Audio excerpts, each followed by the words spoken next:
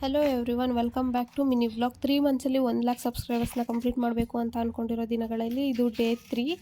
ಇವತ್ತಿನ ಮಿನಿ ವ್ಲಾಗಲ್ಲಿ ನಾನು ಎಣ್ಗಾಯಿ ಹೇಗೆ ಮಾಡೋದು ಅಂತ ತೋರಿಸ್ಕೊಡ್ತಾ ಇದ್ದೀನಿ. ಫಸ್ಟು ಮುಳ್ಗಾಯಿನ ನೀಟಾಗಿ ತೊಳೆದು ಹೆಚ್ಚಿಟ್ಕೋಬೇಕು. ಅದಾದಮೇಲೆ ಅದಕ್ಕೆ ಹಚ್ಚೋಕ್ಕೆ ಮಸಾಲೆನ ರೆಡಿ ಮಾಡ್ಕೋಬೇಕು. ಮಸಾಲೆಗೆ ಕಾಯಿ, ಈರುಳ್ಳಿ, ಬೆಳ್ಳುಳ್ಳಿ, ಶುಂಠಿ, ಚಕ್ಕೆ, ಲವಂಗ, ಅರಿಶಿನ ಪುಡಿ, ಉಪ್ಪು ಹಾಕಿ ರುಬ್ಕೋಬೇಕು.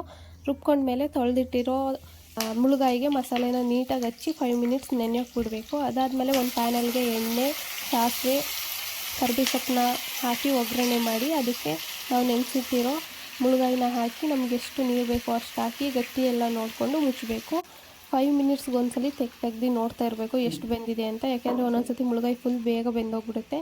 ಅದಕ್ಕೆ ಅವಾಗವಾಗ ನೋಡಿ ನಿಮಗೆ ಎಷ್ಟು ಕನ್ಸಿಸ್ಟೆನ್ಸಿ ಬೇಕು ಗಟ್ಟಿ ಎಲ್ಲ ನೋಡಿಕೊಂಡು ಬೆಂದ ಮೇಲೆ ಆಫ್ ಮಾಡ್ಕೋಬೇಕು.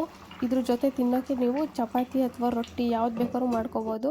ನನ್ನ ಪ್ರಕಾರ ಇದಕ್ಕೆ ಚಪಾತಿ ತುಂಬ ಚೆನ್ನಾಗಿರುತ್ತೆ ಅಂತ ಇವತ್ತು ನಮ್ಮ ಮನೇಲಿ ನಾವು ಚಪಾತಿ ಮಾಡ್ಕೊಂಡಿದ್ವಿ.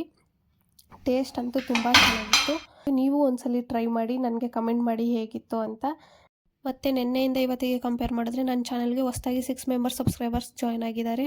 ಇದಿಷ್ಟು ಇವತ್ತಿನ ಮಿನಿ ವ್ಲಾಗ್ ಆಗಿತ್ತು. ನೆಕ್ಸ್ಟ್ ವೀಡಿಯೋದಲ್ಲಿ ಸಿಗ್ತೀನಿ. ಅಲ್ಲಿವರೆಗೂ ನನ್ನ ಚಾನಲ್ನ ಲೈಕ್ ಮಾಡಿ, ಶೇರ್ ಮಾಡಿ, ಕಮೆಂಟ್ ಮಾಡಿ, ಸಬ್ಸ್ಕ್ರೈಬ್ ಮಾಡೋದನ್ನ ಮರಿಬೇಡಿ. ಬಾಯ್.